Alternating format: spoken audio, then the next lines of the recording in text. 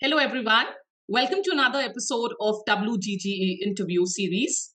And today we have with us Sushan Konar, and she's a scientist at NCRA TIFA Pune.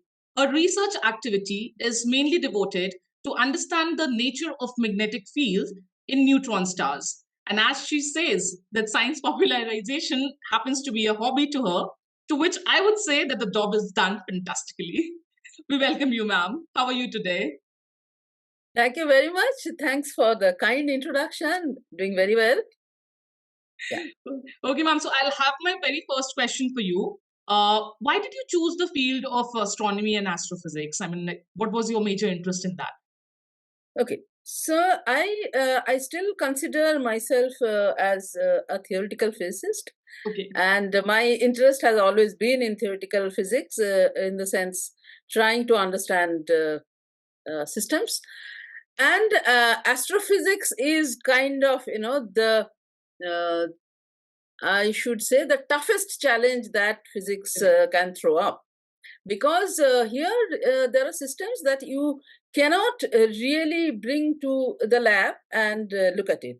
The standard way of doing physics, trying to understand systems in physics, is you bring something in the lab, put it under electric field, put it under magnetic field, and try to see what is happening and try to understand uh, the behavior of the system.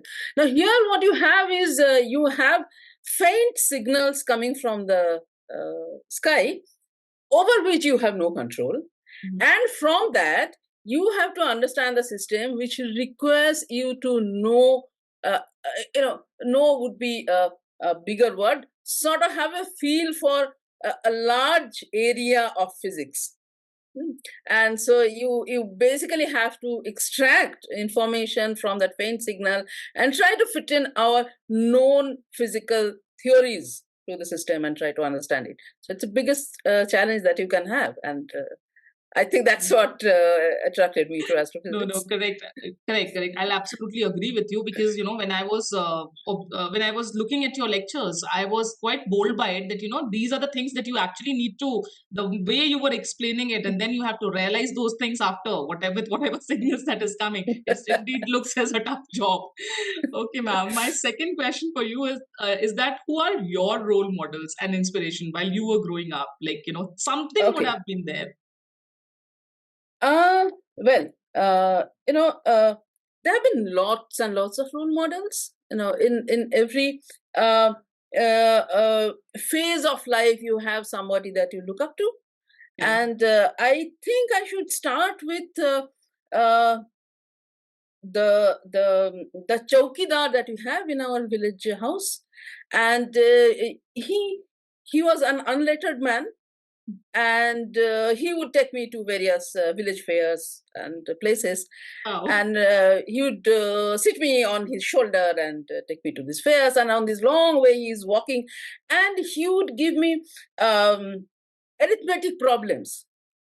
Those are arithmetic part problems. of village culture. Okay. There are some five goats and seven cows and one tiger, and how would you cross the river so that Riddles, the sort tiger of doesn't riddles eat? also. Use your brains. Yes. And then there would be some very peculiar there would be vessels with unusual volume. So Okay. some would have 3 liters, some would have 2.5 liter, and something, and you have some 15 liters of water. How you have to divide it equally in some three vessels, some such thing.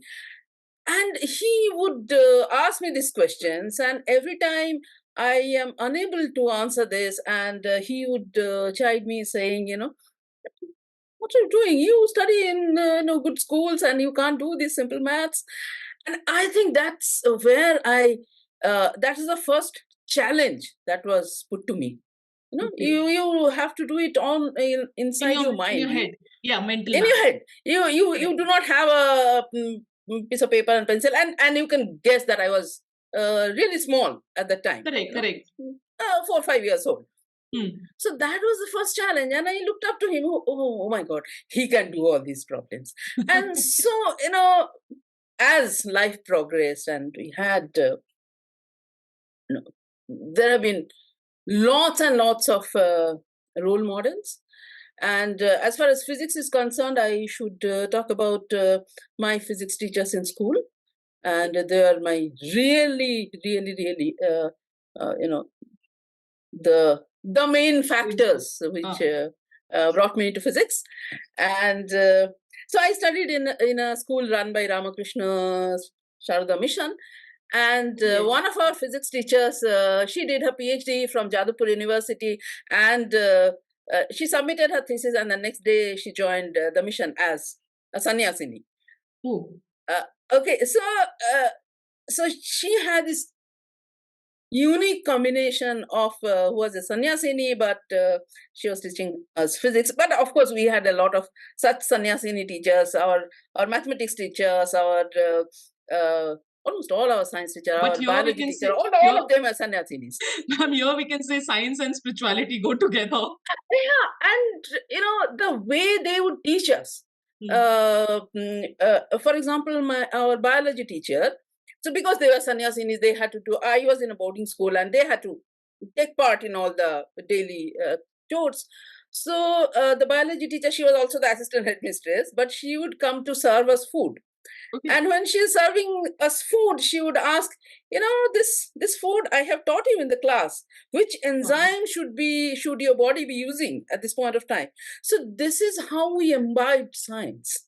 Right. Okay. So that was like, we sort of grew up in this culture. And so they have been my role models. And later on, of course, many other people. And in particular, I would like to talk about Professor Rohini Godbole. When I was an MSc student, she came to IIT Kanpur, and she came to our hostel and had a chat with us girls. And that was a major, major, major impetus to be in the field of physics. Now I do understand that where do you get that simplicity from? Because of course, when she also explains, she explains like, you are the child and you're taking through every process in a very simple manner. I would definitely go for it. Okay, ma'am, that's great to hear. And definitely I would like to add that, you were in a perfect environment where science and spirituality went together. And also that, giving that kind of atmosphere where you find that, nature is your lab. I think that is something that you were made to practice, right? Yes. Okay, yes. Ma'am. Ma'am, my third question to you is that please tell us more about your work. My work, basically what I try to do is, okay, so as you have already said that I'm interested in the magnetic field of neutron stars. And so I started my PhD by looking at the evolution of magnetic field in a certain type of neutron stars, in particular the accreting neutron stars which are sitting in a binary, and this binary companion is transferring mass onto the neutron stars, and because of this mass transfer, the environment of the neutron star, and in particular the surface regions of the neutron stars are changing, and because of that the magnetic field that is inside the neutron star that changes. And we see various astrophysical systems in which we see the signature of this evolution. One has to understand that in astrophysics, you cannot talk of evolution in the sense of evolving in time. The way we talk about evolution, I'm sorry, in our everyday life. Time passes and we see something changing. Because astrophysical timescales are so huge, we cannot really see anything changing in that sense. Absolutely. So when we talk about evolution, it has to be in a statistical sense. Correct. In a sense that there is this, very popular story of somebody goes to an island and looks at the population, and then from there he infers what would be the average age of this population. How does he do that? Because he hasn't lived in that island for a very long time. So he looks at the number of people at various age groups. So we do exactly similar thing in astrophysics. So we look at many neutron stars, and we try to see at which phase they are in, and from there we try to infer, okay, so this set of neutron star would evolve into that set of neutron star, and how would they go from here to there. So that's the essence of astrophysical evolution. So these days what I try to do is because it's basically the magnetic field of the neutron star and its environment around it that drives the evolution. And now we know about something like about 4,500 neutron stars in the sky, and we have many observational classes. In the sense, when I say observational classes, meaning that observationally we see very different characteristics. In certain class behaves this way, another class behaves that way, and what we try to do is we try to see whether they are born that way. Some neutron stars are born with this characteristics, some are born with that characteristic, or there is a evolutionary connection between them. So there is this set, and because of things in their environment, they evolve into that. Okay. So this is the kind of thing that I do these days. Try to look at connections between different classes of neutron First stars. Figure out the similar data sets and then connect them with each other, classify the group, right? Okay. Yeah. Classify the groups, and first of all, classify the groups. Try to see, do various statistical tests to see whether they're similar, they're dissimilar. If there is some parameters in which they are similar, some other dissimilar, and then build a model, build a theoretical model to see how they can evolve from here to there. Correct. I mean, some sort of characteristics that they are also, maybe which is same, something like that. And then does the large data set also, with the evolution of technology, there is a large data set that we'll have been able to gather. So how far they have helped you in your theoretical physics?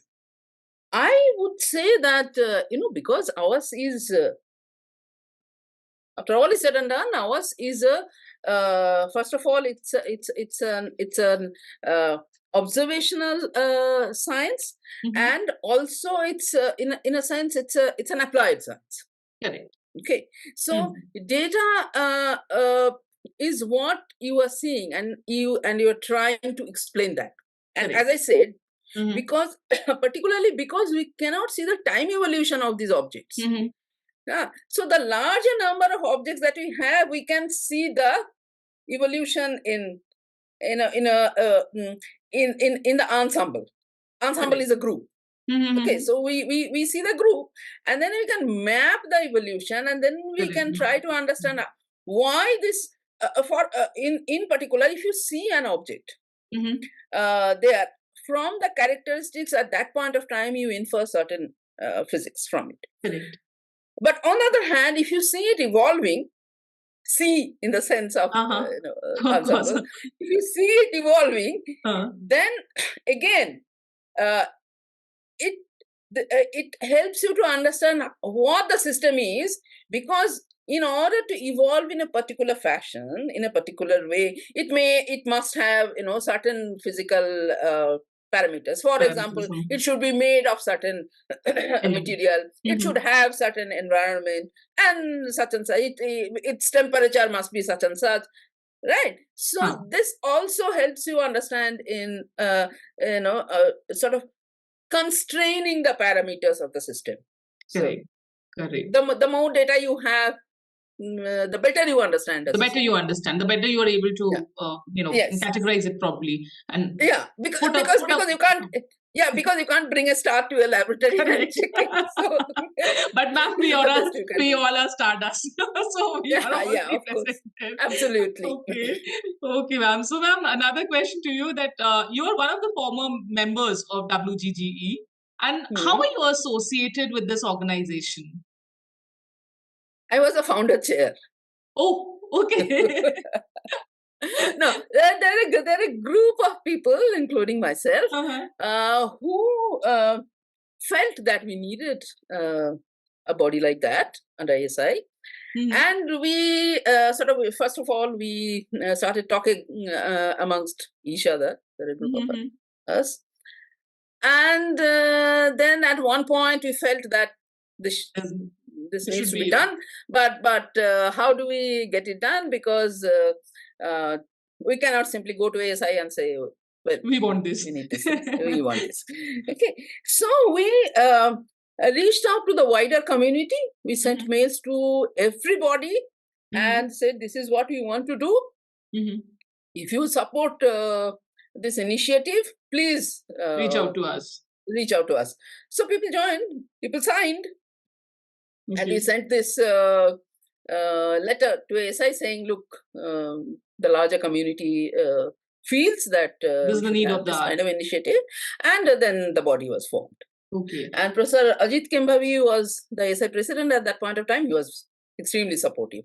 Okay, that you have one supporting member that really helps a lot. Yeah.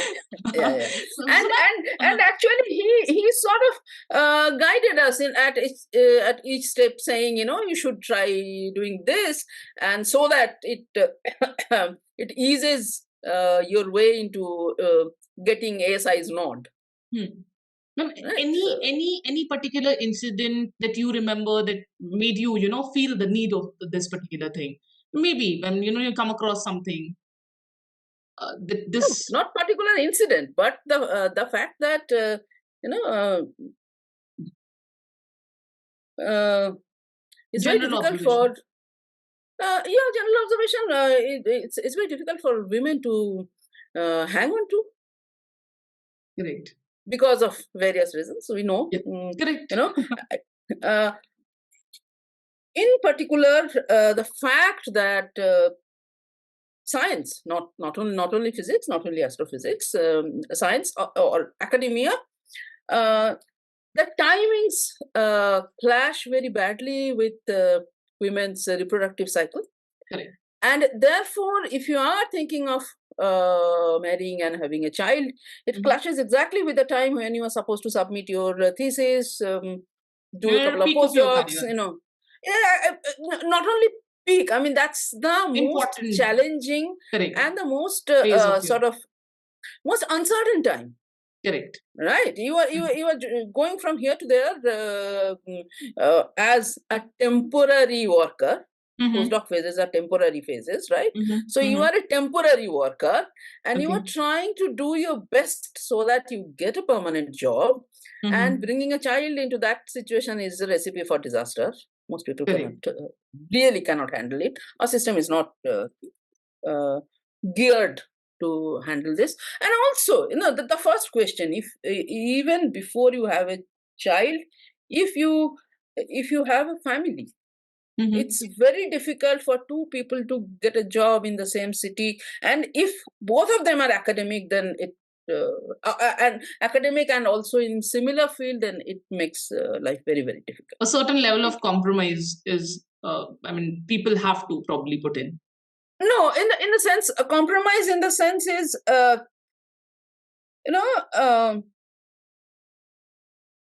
no way to do this. There is no way to do this. Very few people can, I would say fortuitous circumstances. Some people have been able to solve this. Better word for that. Yes. This situation, and in most cases, where people have been able to solve it, even by staying, separate for a few years and then coming. In most cases, the family support has been crucial, absolutely crucial. The parental support, okay, and that is not available to everybody. And so we cannot really sort of guarantee that everybody would have such a support. And so therefore it becomes very, very difficult to do that. And again, then if there is a child, then it becomes very, very difficult. And you will see that I am old. I'm very old. No, you don't look like. I would join that. No, I joined the ranks of senior citizen in a couple of years' time. But if you see the younger people, the younger professional students, let us say the ones joining now, 35, 40, and most of the women are single. Because Okay. of this reason, did they have to give up? No, they have made a choice, but they have made a choice which which has again become a either or. In a previous generation, people did not know about, I would say, did not know how the situation should go. They got married, they had children, and they had to drop Correct. out of the profession. And now the people They're who aware. are surviving, I'm not saying that people are not taking that path, but people who are surviving are the only ones. I mean, not only ones, but mostly the ones who have made this choice. This choice, correct. Which is not good either. Which is not good either. So have their disadvantages. Yeah. So, there are other issues. There are other issues, related to that. So I would say that, we still haven't solved this problem. Okay. We are midway. See, I dropped out of a permanent job after my child was born. When she was about 1 year old, I quit my permanent job from IIT Kharagpur. Okay. And since then, I have been on soft positions. But I managed, because of my privileged situation, because my husband is also in astrophysics, so we live in the campus, and I have access to the library, I have access to the facilities, I can, I have access to the community, the research community. But that may not be true for everybody. Correct. So that may not be the right solution. So people may have to entirely drop out. So we haven't solved this problem. Okay. Technology is helping. Technology is helping immensely, which we have seen in the time of lockdown. That everybody is sitting at home and everybody is working. So that's a great help. But many other logistic issues need to be solved before we can really. So then, with this, what do you say that what is the future roadmap for WGGE? For WGGE right now, what one should try to do is work for, number one, work for having childcare facilities at every institute, everywhere. Whether there is one woman faculty or two, it doesn't matter. There should be a childcare facility available everywhere. That's number one. Number two, to try and make a concerted effort for many soft positions. Because we looked at other things, and those appear to be much more complex for, let us say, for a woman at the age of 40 who has finished her PhD 10 years ago, to come and apply for the lowest academic job. Those issues are much more complicated. Okay.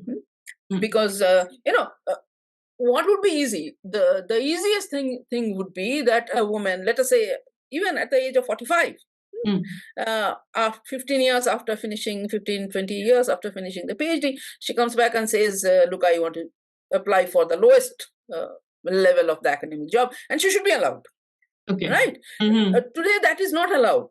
If you have done your PhD, so many years ago, then today you would be only judged for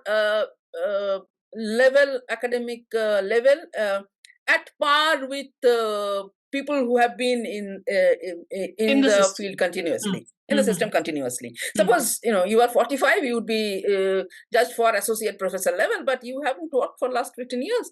Okay, so that cannot happen, right? Yeah, So, the experiences and everything comes like in talks. No, your very CV. general.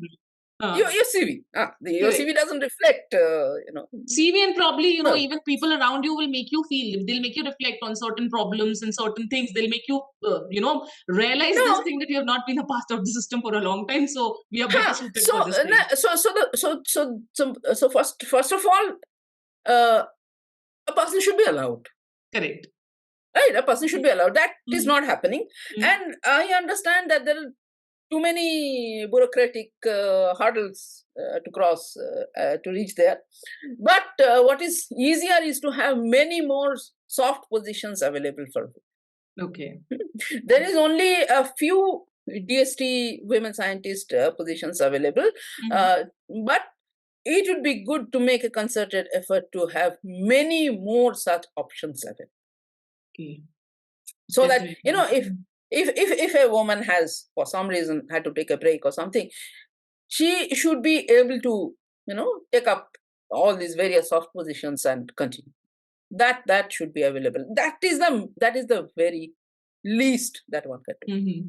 I think, ma'am, with this, you have already covered a part. But my next question to you was, if you recommend any practices and projects to a person and institute to help them achieve the gender equity. So I think you answered a big part of it. But would you like to add some more into it? Mm. I would say that, yeah. So first of all, Mm-hmm. even the institutes can have their own soft position. Mm-hmm. That doesn't have to be approved at the national level. The institute can have many Mm-hmm. soft positions. That is one. And the other thing is, at a much lower level, Mm-hmm. in the sense that, say for example, at the time of interview. Mm-hmm. So when we have the interviews, the last institute, at the institute, candidates have to come to the institute and Mm-hmm. take the appear for the interview and so on and so forth. Now, even today, many women miss out on that because they may have done very well in jest, which they have Mm-hmm. given from their hometown or nearby place. But say for example, somebody lives in Assam, and she wants to appear for an interview in at NCRA, Mm-hmm. and she has to come here. Of course, she has to come here. Mm-hmm. But one of the thing that sort of can help women candidates, and where we many women candidates get screened, is where would they live when they come for the interview. Correct. They take a train and then they reach a new city, and so they give the interview, but they have to stay for a day or two.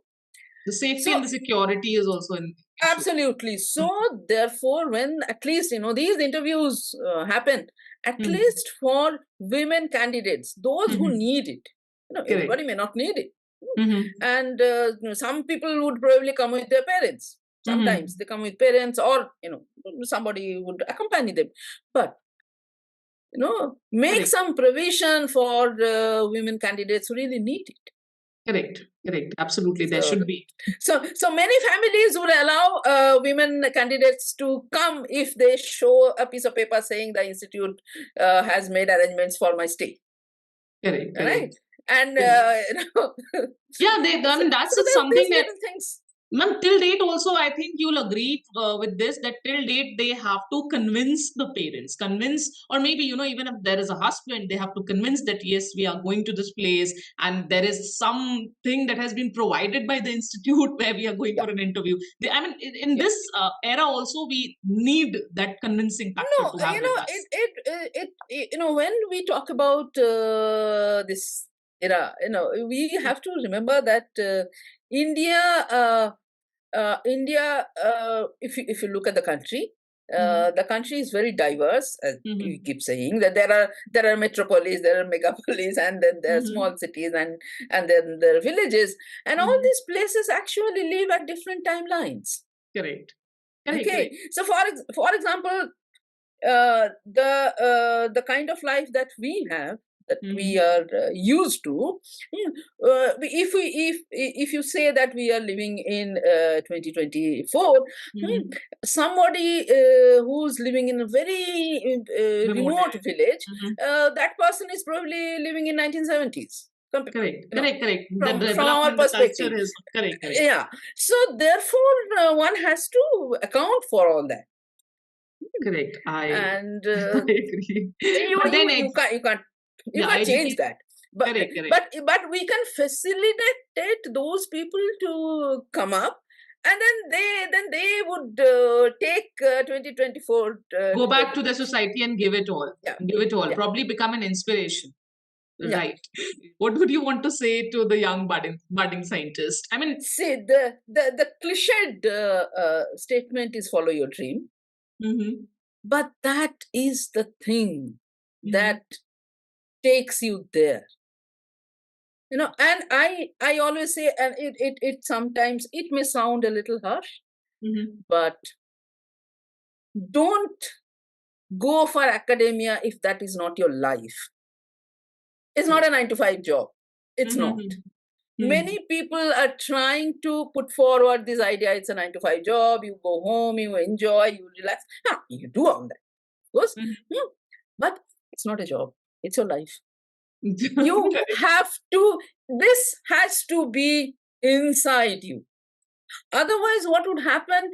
You would start feeling disappointed, disheartened by various things that would happen, that would come your way. Correct. Your guide is not happy with your supporting. work. Okay, the people in the group are not very cooperative. Code is not running, and then all these things will pale in comparison when you start a family for women. Correct. You want to submit a paper tomorrow, but tonight you have to sit down and finish your child's craft work projects. Right? Okay. Correct. So these things, unless you have it unless that's your life, the moment you finish the craft work, your body and mind automatically goes back to whatever you were doing. You are doing something in the kitchen, but inside your mind, you are trying to see if that equation was the right thing that you put into your work. But with this, I would like to say that does it not? I mean, like, I'm not into academics, so probably I'm into. I'll not say I'm into a 9 to 5 job. Also, I'm a budding entrepreneur. That is what I'll say. But then, is it not something that also goes while I was into a 9 to 5 job? Things were going in my mind. I mean, this is something. Yeah. So that's what I'm saying. Whatever you do, you may be a football player, maybe a pianist, or you may be an academician. If that is not your life, don't opt for it. I mean, don't just opt for it that you have to be here. I mean, do something that your passion also follows you there. That's where you will enjoy. That's where you will actually find time to do it. I think you know what? When we were younger, there was a natural cutoff, which was a very bad thing because those days the scholarships and salaries were so bad. Only people who really desperate to do this would opt for the field. Okay. Now thankfully the fellowships and salaries much better, but then we also have these people who are not desperate for this field, but they are for an easy life. Academia is also an easy life if you are not passionate about it. Correct. I totally agree with that. Okay, ma'am. I think thank you so much for your time here. Thank you for giving your time. And of course, as I told you, that you make things easier. And that is what I understood from your lecture. Hoping for more and hoping that you will inspire the generations to come, people around you. Of course, in some way or the other, as you said that you had certain privilege with you. Even when you opted out, you did had certain privilege with you. But hoping that people do have that mindset that yes, you should go forward. Move forward and life will make a way for you. right? So I think with that attitude, I hope you keep inspiring a lot of generations to come. Your story will be there for sure. Thank you so much for your time, ma'am. It was Thank you very much. lovely talking to Thank you, you. ma'am. Thank you so Thank you much. very. Thank you. Thank you. I enjoyed this. Thank you.